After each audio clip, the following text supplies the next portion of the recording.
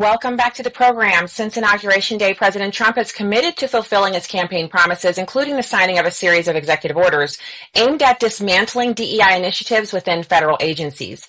In response, many organizations have experimented with rebranding their DEI initiatives, replacing the term diversity, equity, and inclusion with alternatives like belonging or culture building. However, these rebranding efforts often fall short as critics view them as changes that do not address the fundamental concerns regarding fairness or meritocracy. As you know, we've seen whether it's John Deere or Tractor Supply, all the way to Walmart, which is one of the highest, if not the highest grossing company in the world, making a decision to move away from DEI and instead focus on merit, excellence, and intelligence. I'm the CEO of 1792 Exchange, and we want to make sure that our corporations move and return back to sanity. If you're creating a good product, you're focused on that over pushing a partisan agenda, and that's what we need more of in this country. Joining me now to discuss is former Kentucky Attorney General and CEO of the 1792 Exchange, Daniel Cameron. Daniel, welcome back. Stacy, thanks for having me on. So I got to tell you, I've been watching a lot of the television hits for Democrats as they try to explain that DEI is really needed, and they're falling short of being able to convince Americans, and especially businesses that are really rapidly rolling back to and away from this Marxist ideology. What do you see happening next? Well, what I see happening next is that DEI continues to be on death watch because the American people, as you know, they want opportunity, they want merit, they want excellence, they want intelligence over these notions of diversity, equity, and inclusion, which have been weaponized by the left to divide our country. And I think you're seeing that reflected in the multiple companies now. Again, as I noted earlier, whether it's Walmart or Ford or McDonald's, they are all responding to the marketplace, which is consumers saying enough is enough. We just want to buy a good product. We want good customer service. We don't want to be preached at when we go into your store. Yeah, and there's also this issue of shareholder value. Focus on DEI actually takes away from focus on things that could increase market share, the creativity that happens on teams that have worked together for a while where they have their problems removed and it's kind of a focus strictly on the business product. That's missing in these companies that have the DEI.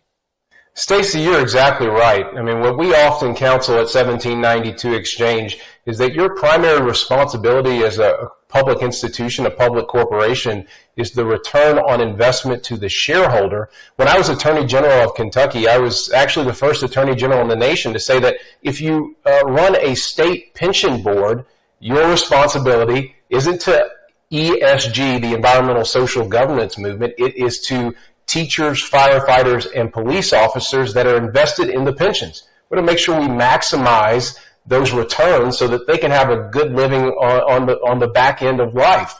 That's the same thing with folks that are invested in shareholders in corporations. You want to make sure that you're investing such that the shareholder increases and maximizes their return as opposed to prioritizing some woke agenda that ultimately doesn't help anyone, doesn't create better products, doesn't make sure that we have better customer service, and leaves the shareholder worse off. So let's talk about some of the solutions. They want to have belonging. You know, they want people to get along with each other. They want some kumbaya. Instead of DEI, what is an effective mechanism for businesses to increase their employees' ability to work together effectively? Stacy, what we counsel people on is to essentially just make sure you're focused on merit, excellence, and intelligence, and I add another I there, integrity.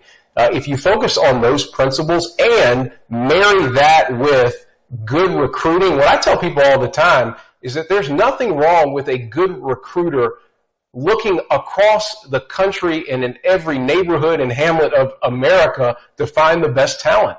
That's what any good recruiter should do. That's what any good business should do so that they can get the best and brightest talent. Again, it's not a hard calculation. This isn't, science.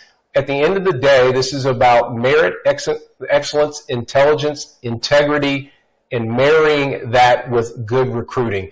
And that's what we counsel people on. And unfortunately, we're seeing a lot of companies take that advice. And again, this is about responding to what the American people want. They don't want to be divided by color. They don't want to be divided by identity. They want to be united in pursuing a common good, which is in the corporate arena, the best products, the best customer service. And as a country, we want to just make this the best and brightest version of itself that it possibly can be, that shining city on a hill that Ronald Reagan would often talk about.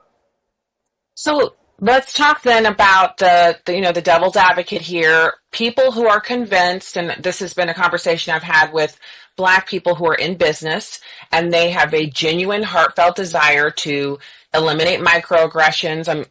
I'm quoting them directly. These are things that they feel damage relationships, and they're not properly addressed. This is what I'm told. The only way to address that is DEI. When I make suggestions about other opportunities, they always return to the fact that those things have already been tried, and this is the latest attempt to get people to stop asking questions about hair or, why is your skin that color? Where are you originally from? The kinds of things that are considered to be microaggressions. And I always recommend mental toughness. I mean, let's be frank. You should not be unwilling to work with someone because they ask you questions about where you're from, but that is happening in the workplace. How do you answer those people who claim that the other methods that you suggested just will not work? Well, the fact of the matter is that this new iteration of what I would refer to as a CRT that has been learned in academic institutions and has made its way into our public corporations didn't come about until 2020, but we now have some evidence, right? The Wall Street Journal a few weeks ago put forth a study that showed that since these policies have been in place, there's been no significant change. So my viewpoint is this, that these policies aren't working. They're dividing as opposed to uniting our country. Let's get back to these ideas and principles that are ultimately core to who we are as people and to our founding, which is these ideas of merit, excellence, and intelligence. Again, my point has always been, and I've shared this with others, is that good recruiting is important.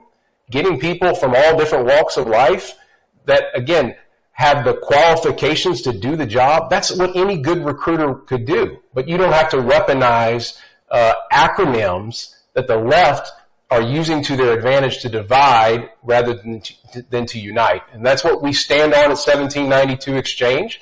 And again, look, I recognize people have a difference of opinion on this, but there are now studies in place that show that there's been no significant change in the workplace. What we need to focus on is educating our people well, making sure that there's opportunities for them, and letting them go out into the workforce and earn it.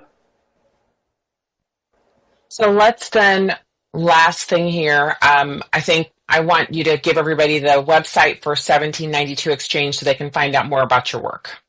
Yeah, well, look, at the end of the day, 1792 Exchange is about making sure our corporations steer back to neutral, that corporations aren't pushing woke ideologies and agendas.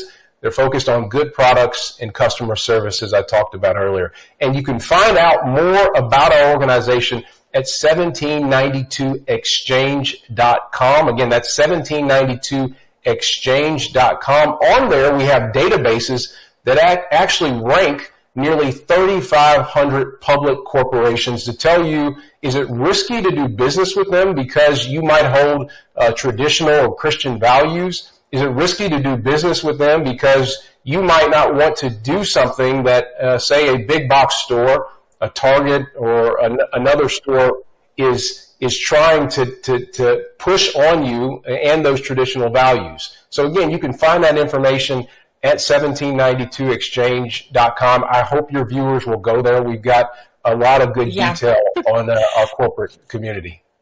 Thank you so much, Daniel Cameron, for joining the show tonight and for your opinions here. It's really been great to have your analysis. Thank you. Thanks, Stacy.